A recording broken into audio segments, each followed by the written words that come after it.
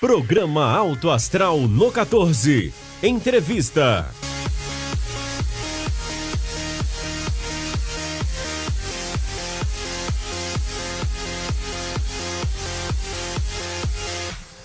Olá, sejam bem-vindos a mais uma edição do programa Alto Astral Saúde. A gente, semana após semana, traz assuntos relevantes para a sociedade em relação, principalmente à área da saúde, mas é claro, a gente aborda outros temas também.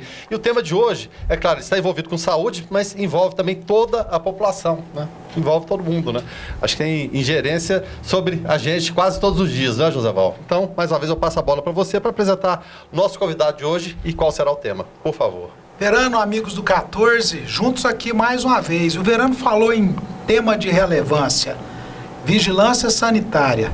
Esse é um tema de muita relevância e nós temos o prazer de ter aqui conosco o Júlio César, que é o coordenador de vigilância sanitária, para a gente desmistificar algumas coisas e realmente valorizar esse órgão que faz muito por nós, cidadãos e cidadãs, e que tem contribuído muito com a sociedade anapolina. Ô Júlio, seja bem-vindo aqui ao nosso Alto Astral no 14. Obrigado, eu que agradeço pelo convite de vocês.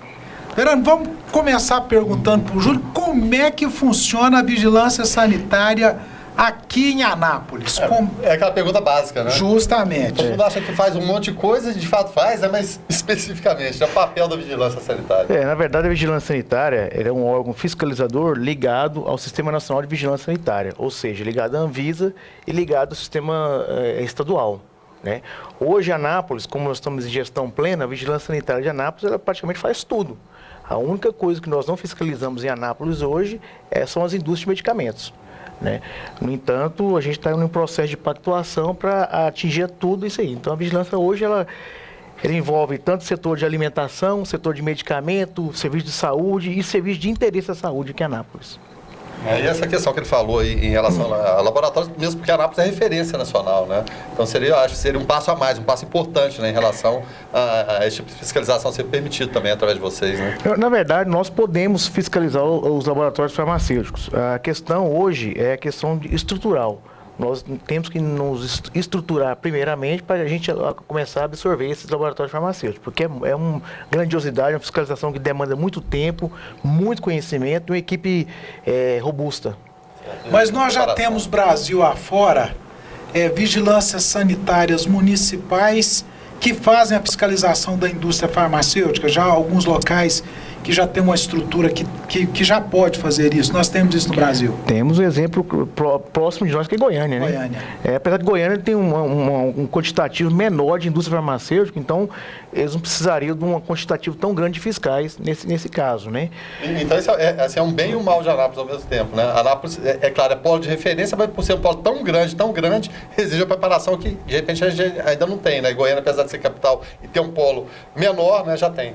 Nosso polo farmacêutico é o segundo do país, Nós temos 14 indústrias farmacêuticas, então é uma tensão muito grande, tem que ter uma equipe muito bem preparada e muito robusta para fazer essa fiscalização. Ô Júlio, uma coisa que a gente quer começar já a desmistificar é porque muitas pessoas acham que a vigilância sanitária atua só em cima da denúncia. Vai no açougue tal que está trazendo carne de não sei de onde, vai no hospital tal porque eu vi isso lá, vai não sei onde por aquilo. Mas o trabalho de vocês é muito além disso, não é, Júlio? Bem além disso. A denúncia é uma das formas de atuação, nós também fazemos a inspeção através de ordem de serviço, através da demanda gerada pelas guias de recolhimento e também por busca ativa. Então, o fiscal, hoje nós fizemos um sistema organizado lá dentro, de forma que o fiscal já tem uma área pré-definida. Então, a área dele, como já está bem definida, ele sabe aonde ele vai atuar, qual setor, qual bairro, qual tipo de estabelecimento. Então, se tiver um estabelecimento novo naquele local, ele vai fazer aquela busca ativa daquele estabelecimento. Então, a denúncia é uma das formas, a demanda por requerimento de taxa, e a busca ativa para encontrar novos estabelecimentos. Até em relação à questão da denúncia, às vezes as pessoas têm medo, mas o sigilo é garantido? De que forma funciona esse sistema de denúncia? A pessoa tem que fazer um protocolo? Como que funciona isso? A denúncia é feita através do telefone, Se a pessoa pode ir lá pessoalmente, mas a gente garante o sigilo, né, da pessoa. No sistema nosso de denúncia, no nosso programa, não vai o nome da pessoa, tá? Só vai o fato denunciado, o objeto da denúncia. Então, sigilo absoluto. Tá? E quem desejar fazer denúncia é pelo 3902-1368. Bom saber. É importantíssimo e através de denúncias que muitas coisas são corrigidas, né, Júlio? A gente descobre muitas coisas, muitas irregularidades através da denúncia. Aí eu falo o papel da população com a vigilância sanitária. O papel da população é importantíssimo, porque a população é o nosso parceiro, né, na descoberta de casos estranhos, um estabelecimento que está fornecendo um tipo de produto de má qualidade ou até mesmo vencido. Então a população é que não vai nos ajudar nisso aí. Apesar de nós termos uma quantidade de fiscais, que eu considero uma quantidade boa para Anápolis, nós estamos com 43 fiscais. Nós não conseguimos fazer tudo se não tiver um apoio da população também. É verdade. Tem alguns segmentos da área comercial, especial, que para iniciar as atividades depende de uma autorização da vigilância sanitária. Por exemplo, ao abrir uma farmácia, o proprietário tem que ter uma autorização de vocês. Eu queria lhe perguntar o seguinte: em quais mais áreas que depende dessa autorização de vocês e como que os futuros proprietários têm que fazer para requerer essa autorização? Como que funciona isso? Bom, na verdade, todo serviço de alimentação, ele requer a vigilância sanitária, certo? Então, todo serviço de alimentação, alguns serviços de interesse à saúde. O que são serviços de interesse à saúde? Cabeleireiro, clínica de estética, o que mais seria? Funerária, né? Preparação de corpos. Então, tudo isso aí são serviços de interesse à saúde que também requer vigilância sanitária. Além do serviço de saúde, que é público e notório, todo mundo já sabe. Clínicas, disso. Hospitais, no caso. Tudo. Consultórios, laboratórios, né? Consultórios dentários aí. Consultórios odontológicos, laboratórios de prótese. Então, tudo isso é objeto de fiscalização sanitária. Mesmo, e tem muito hoje pet shop, por exemplo, né? Mundo animal, clínica veterinária também enquadra, né? Clínica veterinária também é da mesma forma, tá? O que não enquadra para nós são os laboratórios para animais, de exame clínico para animais. Sim, aí fica a cargo do MAPA e da agrodefesa, tá? Outra coisa também que não é a cargo da vigilância sanitária, que vamos desmistificar isso aí, é frigorífico, tá? Frigorífico não é vigilância sanitária, é agrodefesa ou então o Ministério da Agricultura. Mas já casa de carnes e açougues? Sim. Então, a partir do momento que o produto saiu da indústria, no caso do frigorífico, e foi para o comércio, ele se torna vigilância sanitária. Tá? A mesma coisa o queijo. A indústria de laticínios não é da vigilância sanitária, mas o comércio, do atacadista para frente, já se torna torna vigilância sanitária. Tá? Ô Júlio, assim, por curiosidade, já que a gente falou em frigorífico, em casa de carnes e açougues, ainda tem proprietário de açougue, de casa de carne, que insiste em matar a vaca lá no pasto e trazer e vender na cidade? Eu acredito que sim. Eu falo que era muito comum na 70, 80, de vez em quando a gente vê Inclusive, foi oportuna essa pergunta, porque inclusive amanhã eu vou ter uma reunião na Agrodefesa em Goiânia, amanhã de manhã, foi até muito oportuna.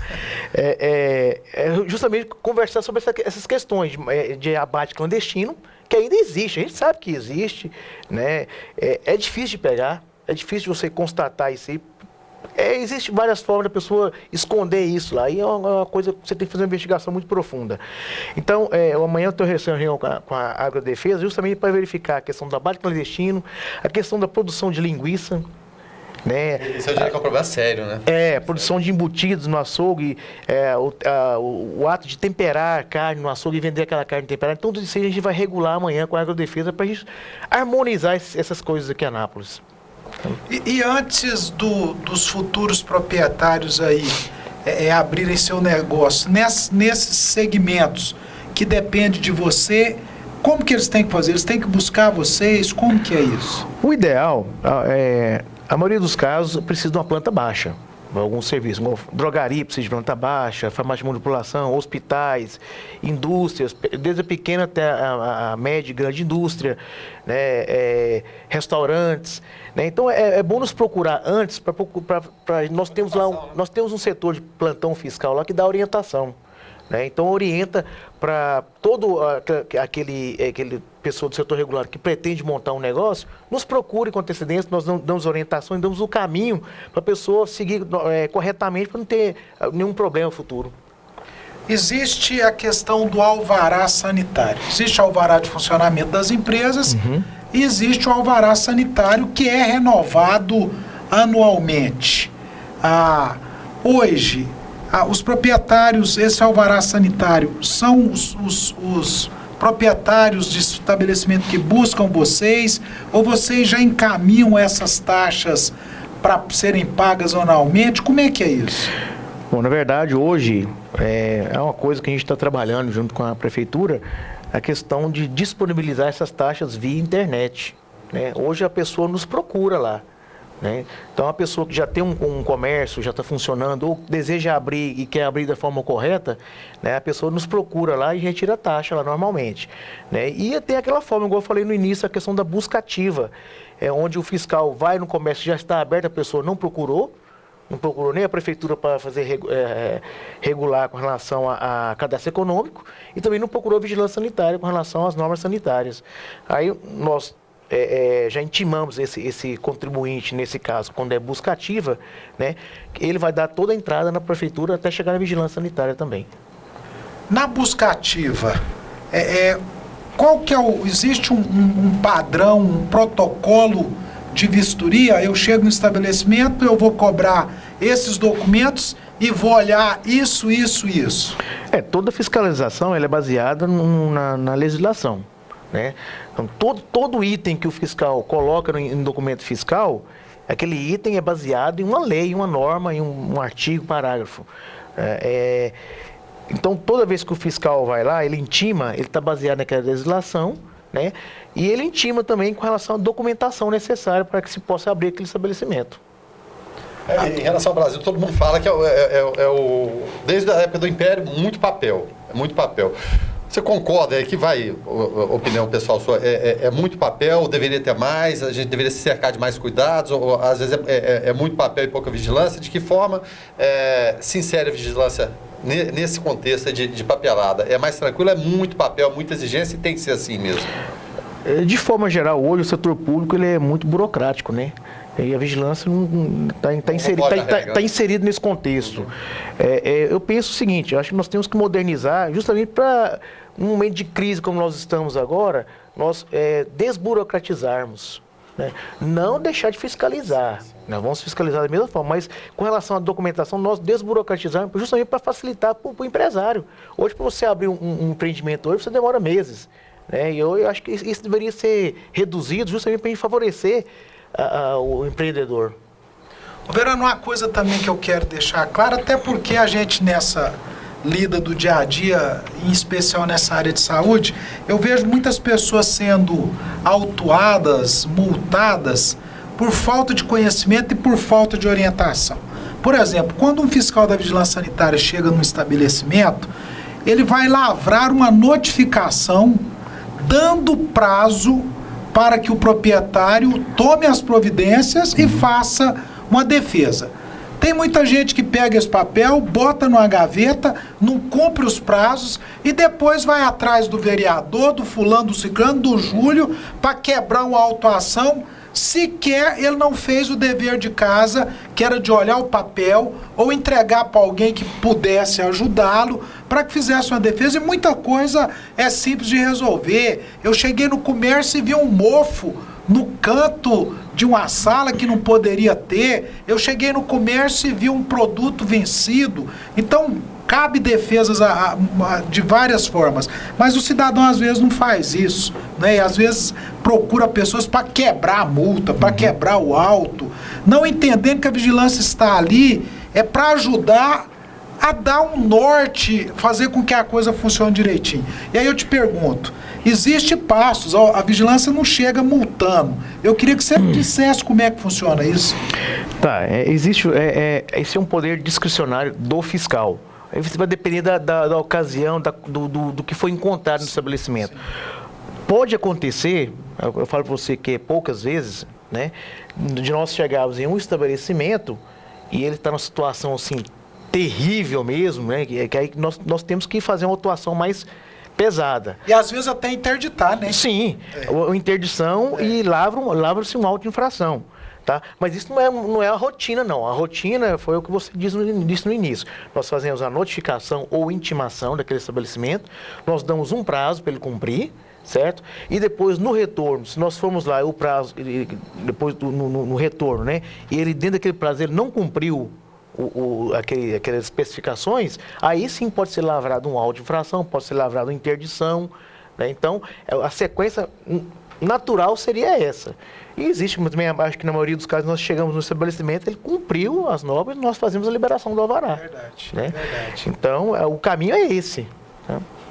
Em relação à sua experiência ao longo dos anos, né? Eu não sei quanto tempo você tem de vigilância sanitária, mas você nota ao longo do tempo uma preocupação maior das pessoas, independente da fiscalização, preocupação melhorar fachadas, investimentos que a gente sabe, né?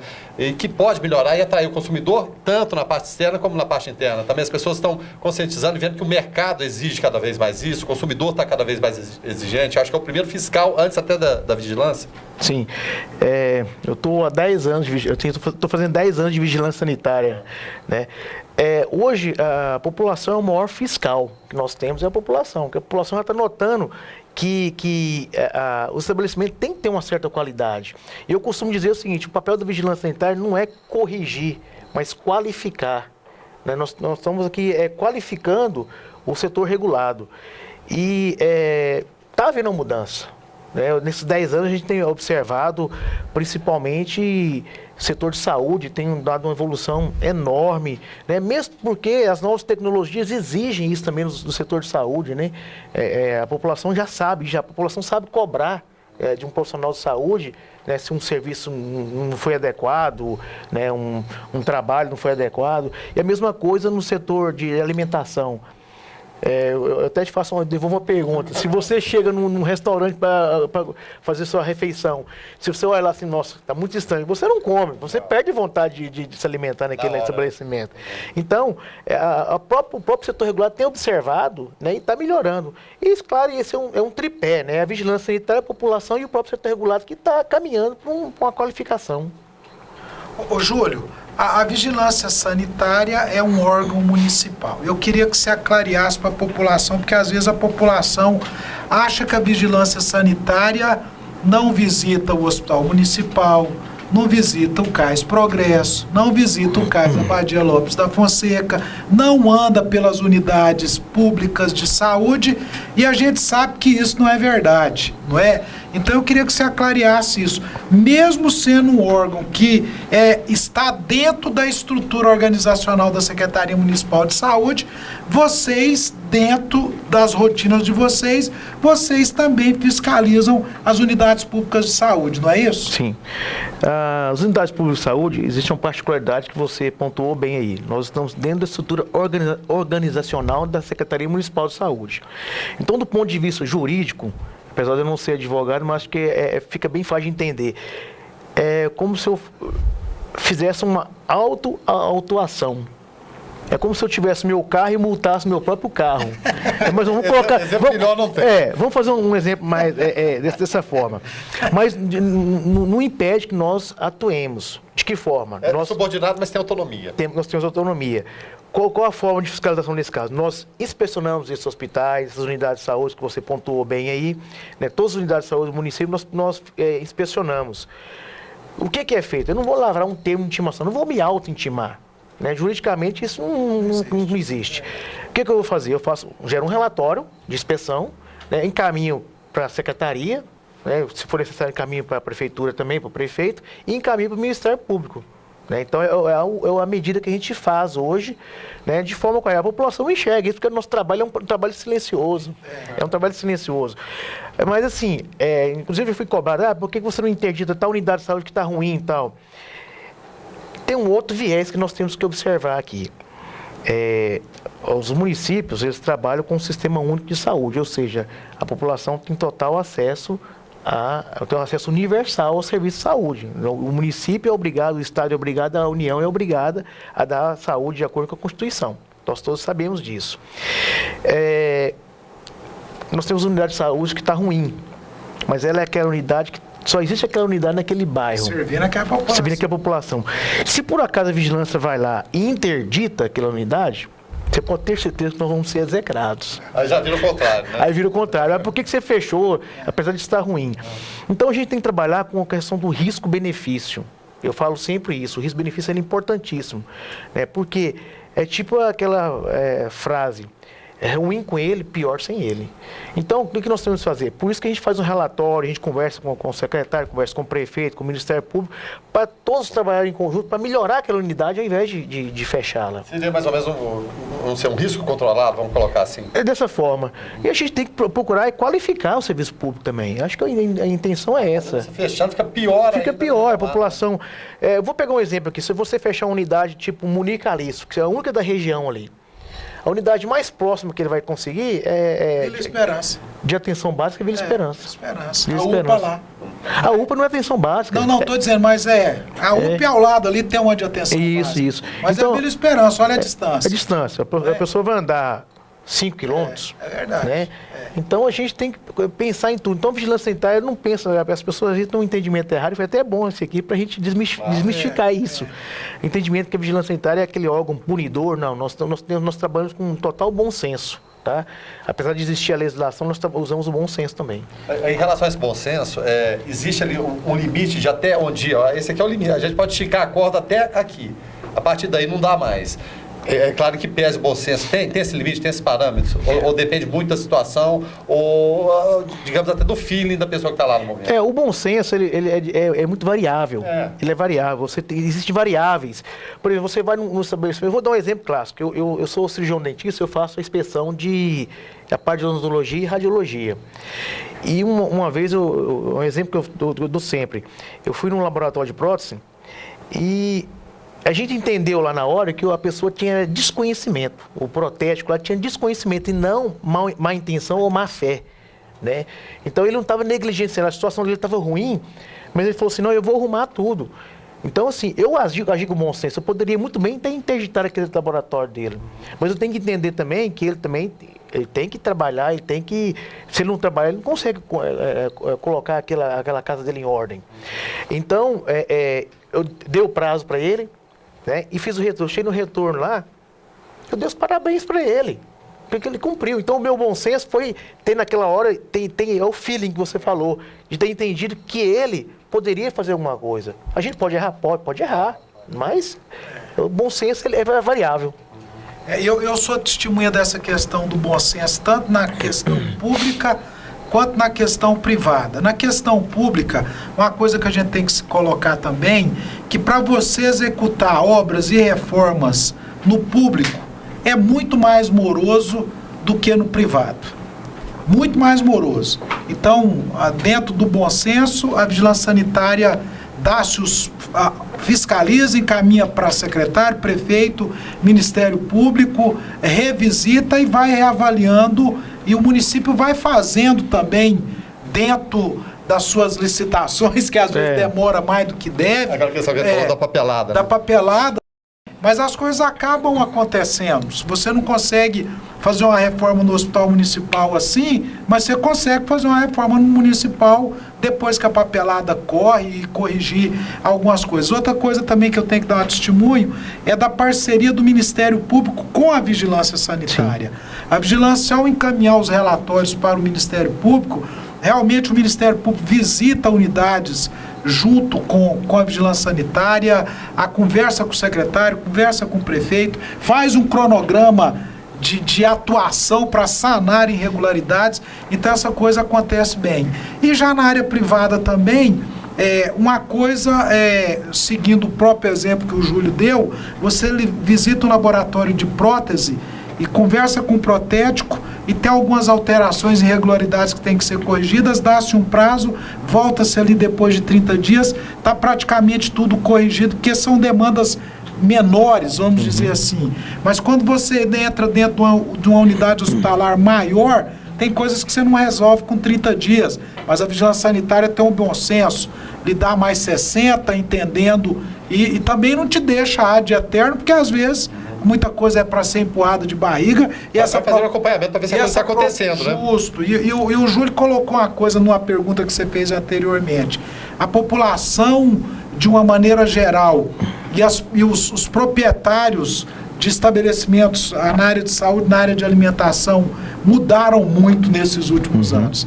Muita coisa evoluiu, porque as pessoas estão vendo que não tem jeito de ficar no mercado se não melhorar. É o que era aceitável, hoje já não é mais. Já não é mais verdade. aceitável, não é? Eu queria te fazer uma pergunta voltando no assunto anterior aqui. As pessoas também acham que às vezes tem que contratar um advogado para fazer uma defesa de um auto de infração no estabelecimento pequeno. Às vezes a própria pessoa tem argumentação no jeito simples dela, não é, Júlio? Sim. Queria que você desse uma orientação. Na verdade, nós temos a Lei Complementar 096, que é o nosso Código Sanitário. Tá? Depois eu tenho que dar uma pincelada sobre essa questão também, seria interessante a gente falar sobre isso. A 096 ela diz o seguinte: a defesa pode ser feita por qualquer pessoa, pode ser proprietário, né? Ela tem que ser digitada e entregue na vigilância sanitária, ou seja, a pessoa pode expor as razões pelas quais foi encontrada aquela situação. Vamos supor uma situação hipotética, produtos vencidos, né?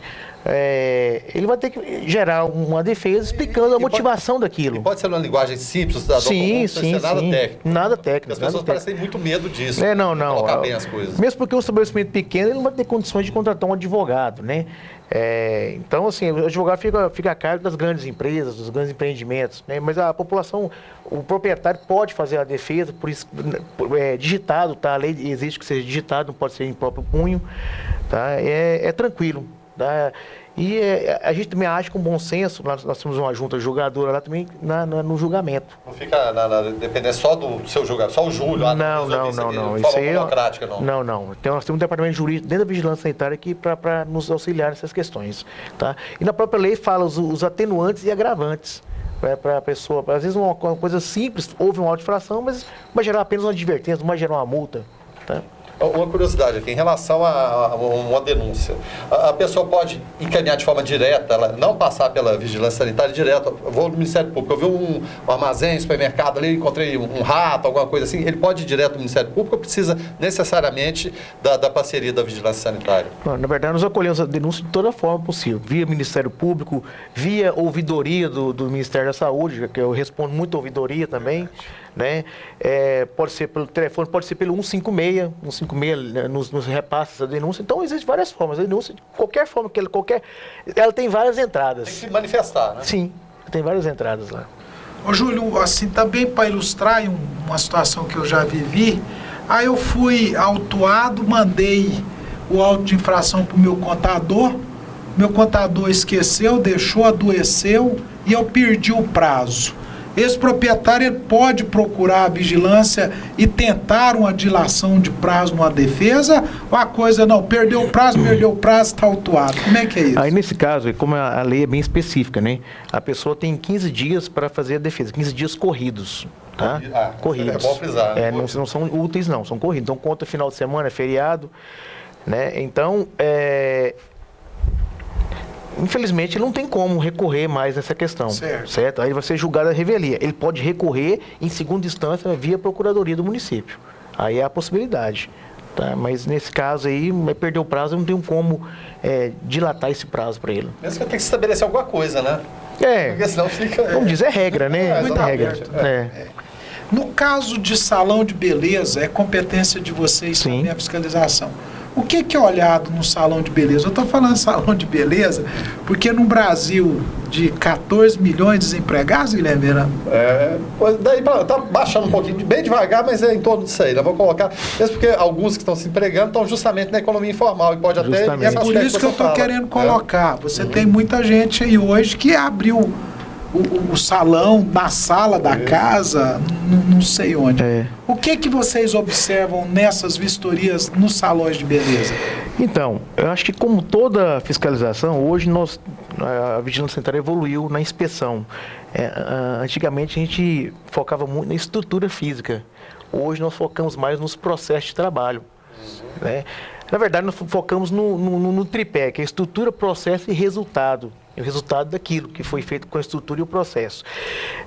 No salão de beleza não foge a regra.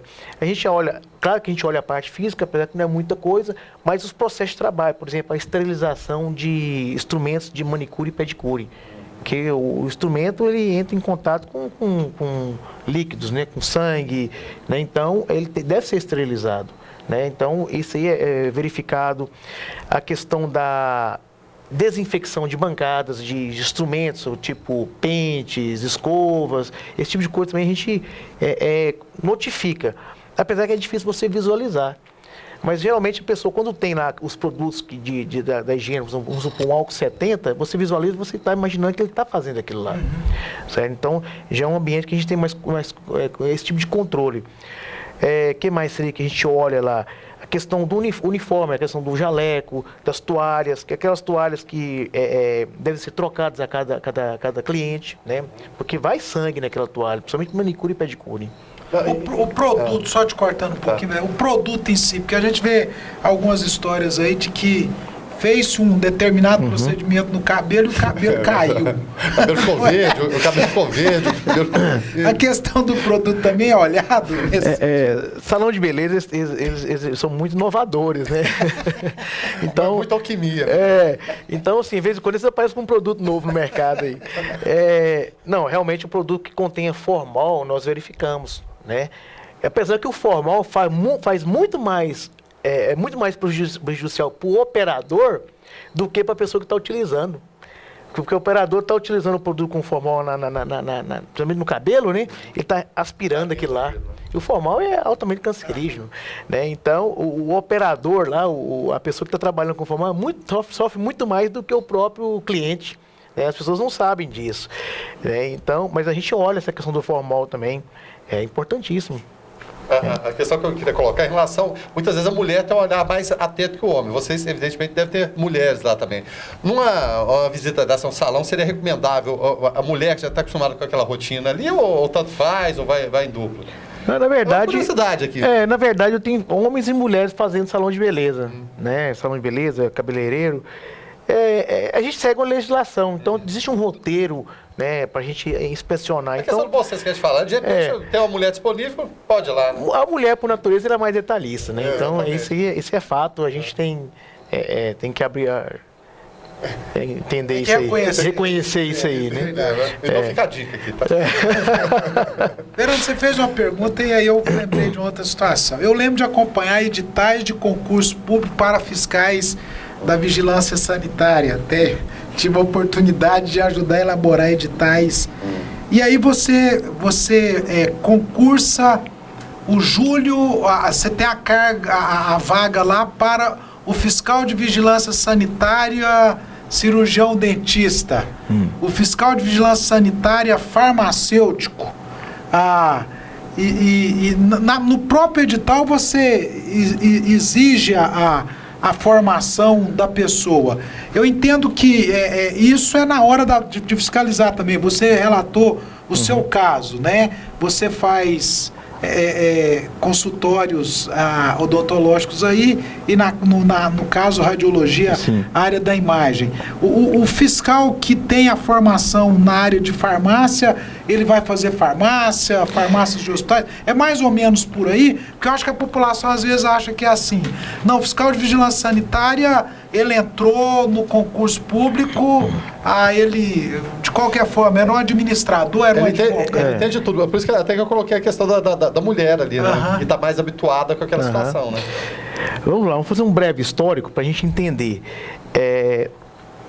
Não existe uma regulamentação para isso, né? Tem que ser o fiscal tal, exceto a área de medicamentos, que existe uma resolução do Conselho Federal de Farmácia que exige que seja o farmacêutico.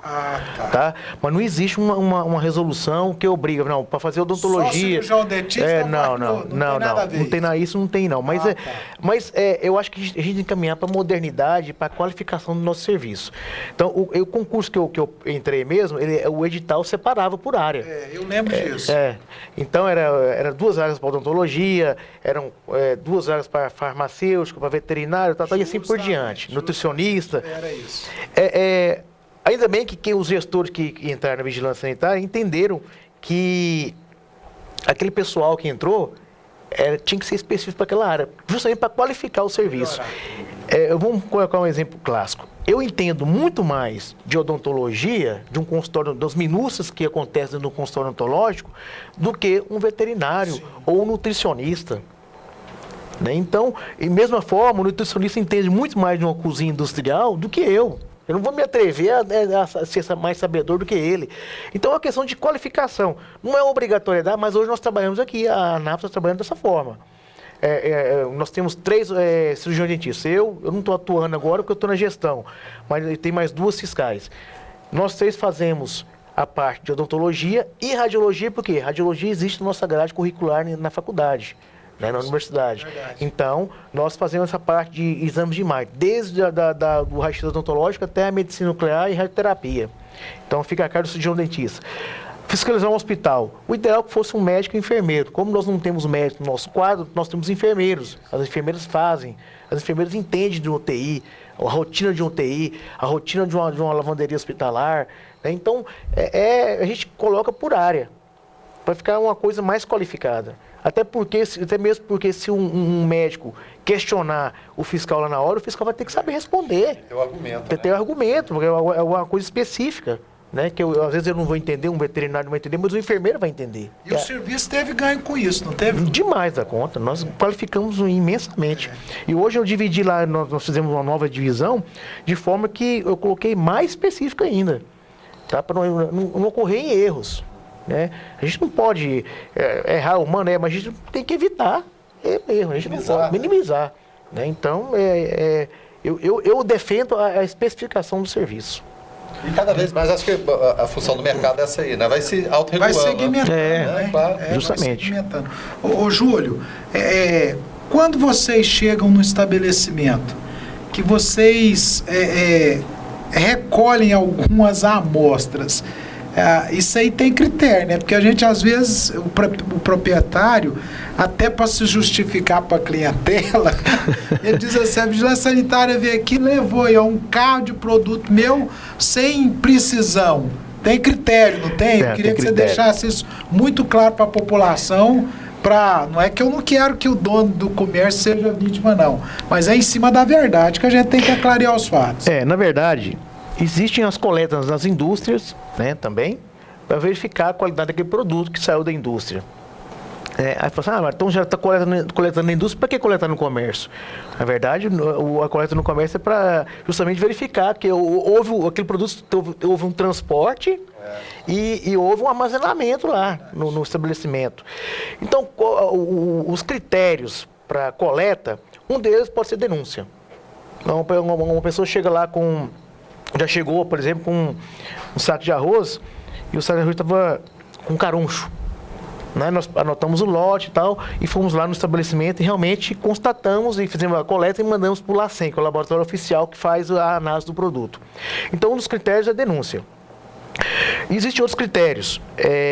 Por exemplo, nós fazemos parte de um programa do Ministério da Saúde, que faz coletas rotineiras de alimentos, de cosméticos, justamente para verificar realmente, de saneantes também, se aquele produto é aquilo que está dizendo no rótulo.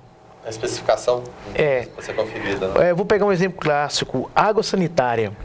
Né? Nós fazemos coleta de água sanitária. Tem uns que é só água, né? E tem uns que é só hipoclorito também. Então, existe uma água sanitária, existe uma porcentagem X de hipoclorito de sódio. Né?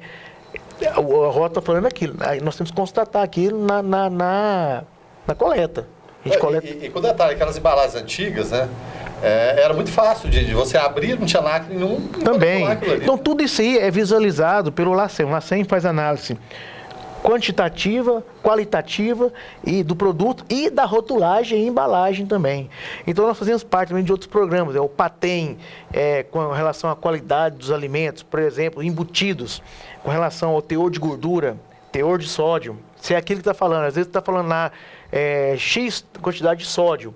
A gente vai fazer análise e passou muito além. Né? E hoje existe um programa no Ministério da Saúde para redução de sódio nos alimentos.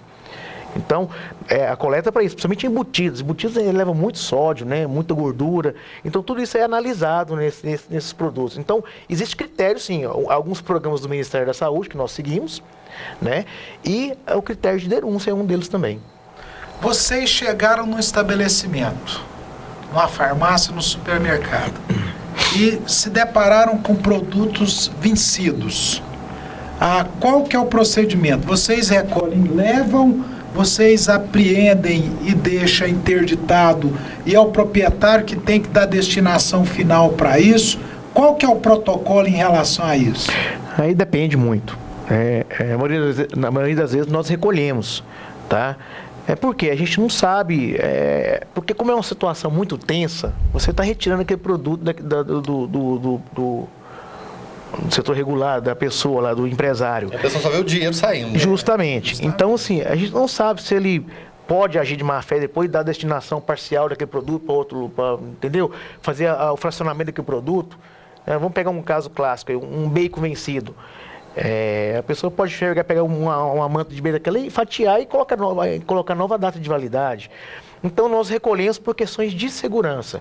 Quando a quantidade é muito grande, né, nós colocamos em determinado cômodo daquele estabelecimento e lacramos o cômodo. Tá? E deixamos a pessoa como fiel depositário. Aí, futuramente, depois do desenrolar do processo administrativo, nós fazemos o recolhimento daquilo lá e despejamos no aterro sanitário, de acordo com as normas ambientais também. Nós não fugimos das normas ambientais também nesse caso. Tá? Então, isso vai depender muito da situação. Tá? Mas o fato é que aquele produto vai ter um destino, que é o descarte daquele produto. Uma coisa que a Vigilância Sanitária também olha muito e faz isso já há muitos e muitos anos. Hoje a Anápolis tem 43 fiscais, mas eu sou da época que a Anápolis tinha 6 fiscais. Era muito mais difícil. O senhor é bem antigo da cidade. De se trabalhar. Mas a pergunta e aí também deixando um recado para o ouvinte do 14, para você que nos acompanha no YouTube, e que está indo em farmácia ainda pedindo para o farmacêutico te vender remédio que tem que ter controle de receita sem o controle. Eu queria que o Júlio explicasse o quão isso é complicado para o farmacêutico, porque não é uma questão legal, ela é ilegal, só do fato de você estar querendo comprar um remédio que tem que ter a receita médica, sem a receita já está totalmente ilegal. De que forma que a vigilância atua, Júlio? Bom, hoje existe vários controles. Existe um programa da Anvisa, que é o SNGPC, que controla a entrada e saída de medicamentos de controle especial nas farmácias e drogarias. Basicamente são os remédios tarjados, aqueles remédios de controle especial, e os antibióticos, né? Os antimicrobianos também são de controle também hoje. Então, qual seria a forma da vigilância fiscalizar isso aí? Todo medicamento que entra na farmácia, ele deve existir uma nota fiscal, certo? E todo medicamento que vai sair, aquele medicamento que entrou, ele vai ter uma forma de saída, que é através da receita. Então, nós fazemos a comparação pelo programa SGPC, que ele tem que alimentar a entrada daquele medicamento, através da nota fiscal, e a saída através de receita. Então, se houver um desequilíbrio nesse número aí, a gente descobre, tá? Ou às vezes a pessoa tem medicamento a mais no estoque, ou tem a menos no estoque e não tem a receita para comprovar, ou a nota fiscal para comprovar. Então, nós verificamos através desse sistema. Então, na hora já é lavrado o auto de infração. Se tiver medicamento a mais no estoque, nós recolhemos aquele medicamento, porque não houve comprovação de entrada. Ou seja, aquele medicamento entrou por forma clandestina, ou carga roubada, seja como for. Tá? Então, através desse sistema que nós verificamos. E a Anvisa hoje, a Anvisa tem um olhar muito especial por questões de medicamentos. Acho que a menina dos olhos da Anvisa é a questão de medicamentos. Então, drogaria, farmácia, distribuidora, indústria farmacêutica, a gente tem um olhar muito especial. É muito controlado isso. Existem falhas? Existem falhas. A gente descobre essas falhas, a gente autua bastante nas drogarias e farmácias que estão vendendo medicamentos sem receituário ou sem a comprovação de origem. Em relação, o brasileiro adora medicamento, né? Sim. Tem muita denúncia também do cidadão, porque a gente sempre imagina restaurante ou supermercado, mas em relação a farmácias também tem? Tem bastante denúncia. A gente encontra muita questão de venda de medicamentos sem receita. né? A pessoa às vezes adquiriu esse medicamento de uma forma ilegal, ilícita, né? E põe na farmácia. Geralmente eles escondem, porque a farmácia deve possuir um armário com os medicamentos controlados. É justamente para facilitar a questão dificultar a questão de uma pessoa de má fé ir lá e buscar aquele medicamento, achar fica o poder sempre do farmacêutico, né? Então toda vez que uma pessoa vai comprar um medicamento controlado, pode perceber que o farmacêutico vai lá para dentro, né, ele pega uma chave que está específica com uma pessoa, geralmente é o farmacêutico que fica com a chave, ele vai lá, abre o armário, pega aquele medicamento, ele tem que preencher no receituário o lote, data de validade, então tudo aquilo. Às vezes aquela demora que tem é normal, porque a pessoa é fui na farmácia, demorei demais para ser atendido. Bom que seja, né? Nesse caso é importante que seja, né? Então é bastante controlada essa questão aí. Ô, Júlio, vamos falar um pouquinho agora de responsabilidade técnica. Na farmácia, o responsável técnico é o farmacêutico. Sim. Na loja de venda de produto veterinário é o veterinário. Tem mais alguns segmentos que tem que ter responsáveis técnicos com formações específicas? Como é que é isso?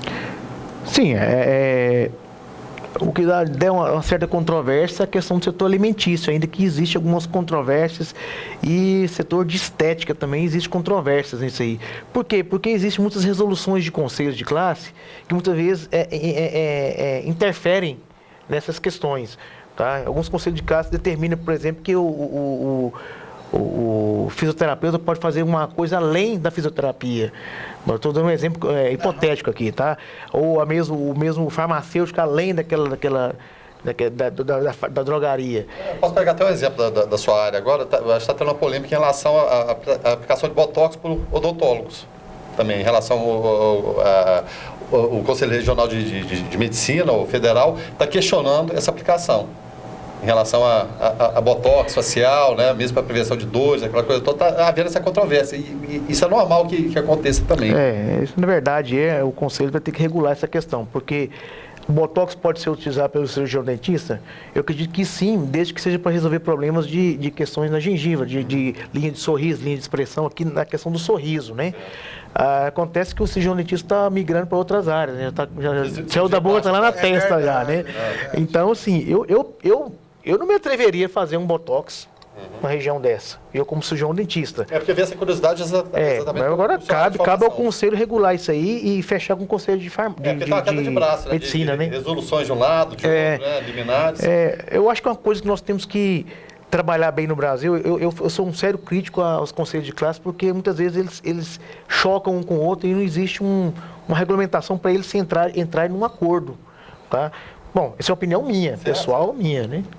Acho que precisa melhorar essa questão. Eu vejo também, por exemplo, a vigilância sanitária, esse órgão fiscalizador, mas um grande órgão orientador, eu vejo isso, e tem um outro lado também. A vigilância sanitária, ela tem um lado de capacitar. Por exemplo, a vigilância aqui, ela dá um curso de boas práticas nessa área de manusear o preparo de alimentos. Sim. Não tem isso? Eu queria que você falasse um pouco disso, porque eu acho que a população também, muita gente não sabe disso, viu, Júlio? Nós temos um curso de manipuladores, isso já vem há vários anos, um curso mensal. É justamente para capacitar aquela pessoa que manipula alimentos, principalmente alimentos de estabelecimentos pequenos, que às vezes a pessoa não tem condição de contratar uma consultoria, né, contratar um nutricionista para fazer aquela capacitação. Então, como nós temos nutricionistas no nosso quadro lá, nós desenvolvemos esse curso de manipuladores de alimentos. Então, onde nós informamos quais são os riscos, né, qual é a forma correta de manipular, a vestimenta, a questão da higiene pessoal. Então, tudo isso é dito nesse curso de manipuladores. É um curso bem simples, bem acessível, de linguagem simplificada, né? Ele acontece todos os meses na vigilância sanitária, uma vez ao mês, no período vespertino. Esse mês de fevereiro vai ocorrer no dia 22, agora próximo, né? No período vespertino, das 13 às 17 horas. Então, é um curso, eu considero assim, um curso maravilhoso, porque capacita pessoas que muitas vezes não tinham nem noção do que estava fazendo. E são coisas simples do dia a dia. Né? Às vezes deveria vir de casa, né? A noção de higiene não tem, né? Se a gente pegar a história da medicina recente, 100 anos, ontem, né? Em termos médicos, cirurgiões simplesmente não lavavam a mão antes de operar os pacientes, as pessoas morriam de infecção. Isso é uma coisa ontem, né, em termos históricos, né, seria o básico. Então, não é nada assustador com a pessoa que não é cirurgiã, vai manipular e achar, não, eu posso pegar o dinheiro, meu pai nunca morreu, ele pegava o dinheiro, pegava aqui na mercadoria, no salame, no queijo. Isso. Basicamente isso aí. Você falou uma questão interessante. Às vezes a pessoa manipula o dinheiro e manipula o alimento, no estabelecimento alimentício. Então, é uma coisa simples, né? Que é fácil de se resolver, de conscientizar. Pero nós estamos indo pro final já, né? Eu não queria encerrar a placa ali. Eu não queria encerrar esse bate-papo. Em relação à qualidade de água, Vigilância Sanitária fiscaliza isso também? Como é que é o trabalho de vocês? Nós fazemos parte de um programa chamado Ciságua. Vigiágua. O Ciságua é o sistema que monitora isso aí. Nós fazemos coleta de água toda semana em alguns pontos da cidade. Isso de forma aleatória? A gente tem uns pontos específicos aqui na cidade para a gente coletar, mas, por exemplo, se surgiu uma denúncia, nós vamos lá e coletamos. Uma pessoa tem um poço artesiano e está com um problema naquela água, nós vamos lá e coletamos essa água e também a rotina é a mesma, a gente manda para o LACEN, né, e depois nos manda esse resultado. Então nós temos um número X de coletas por semana a ser feito, obrigatoriamente. As pessoas imaginam só naquele produto acabado, mas não pensam que muitas vezes a água vai passar por ali, você vai lavar alface, um tomate, mas ele pode estar sadio, veio da horta sadia, mas aquela água pode estar contaminada. Nós temos vários projetos que nós participamos que não é divulgado, mesmo porque, como eu falei, é um trabalho silencioso, não tem como a gente divulgar isso. Nós fazemos, a ANAPS faz parte de um projeto piloto também, que é da questão do benzeno na gasolina, né? As populações expostas ao benzeno ali, as populações circunvizinhas aos postos de gasolina. Então nós estamos fazendo esse trabalho também aqui na cidade. Tá? A Anápolis é um município pioneiro nisso aí. Né? Então são coisas que a gente está trabalhando silenciosamente, mas nós estamos fazendo nosso trabalho de forma qualificada. Vera, nós falamos um pouco de tudo, eu acho que deu para clarear um pouco para o ouvinte nosso aqui do Alto Astral no 14, para você que nos acompanha pelas redes sociais, pela internet. Ô Júlio, você disse que é um trabalho silencioso, mas eu queria que você dê, onde vocês estão hoje, Anápolis, localizados, os telefones, até para a população poder estar denunciando aquilo que está errado. Eu queria que, antes das suas despedidas, você nos dissesse isso. Bom, nós estamos localizados na Avenida Minas Gerais, número 370, bairro Jundiaí. Bem no finalzinho da Pinheiro Chagas.